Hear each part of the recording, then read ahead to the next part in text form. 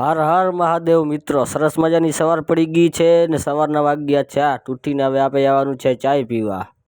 તો પછી કારખાનેથી નીકળીને આપણે પહોંચ્યા ચાય પીવા.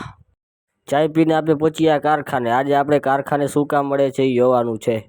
આપણે જવા લાગ્યા અંદર. તો આ ભાઈ તો એનું કામ કરતા હતા અને આજ આપણને મળી ગયું આ સ્ક્રૂ બનાવવાનું કામ. એનું નામ તો શું હોય મને નથી ખબર, પણ મેં સ્ક્રૂ કીધું. જો આ મશીન અંદર રાખવાનું, પછી નીકળે બહાર એટલે આમ તૈયાર થઈ જાય. તો મિત્રો, તમને ખબર છે સ્ક્રૂ કઈ રીતે બને? હાલો હું તમને શીખાડું. પહેલે આ જે કંપનીમાંથી વસ્તુ આવી છે એને અંદર રાખવાની, પછી મશીન એની કામગીરી ચાલુ કરે અને બનવા લાગે. તો આ છે મશીન.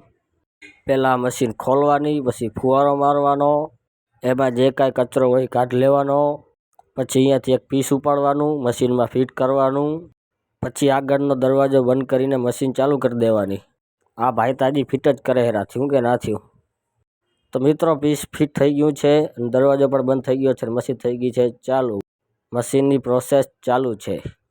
તમે વિચારતા હશો ને આમ હાથ રાખવાનો શું ફાયદો? આ ટીવી ચાલુ થઈ ગઈ અને એક જ મિનિટમાં પીસ બનીને થઈ ગયો તૈયાર. કાલના વિડીયોમાં જે ભાઈ કોમેન્ટ કરી છે એનું નામ છે, ટોટલ 9 ભાઈએ કોમેન્ટ કરેલ છે.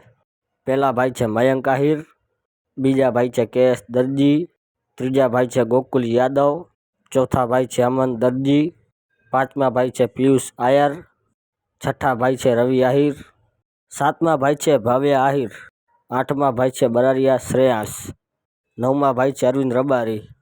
તો મિત્રો, આવો ને આવો સપોર્ટ કાયમના માટે કરતા રહેજો.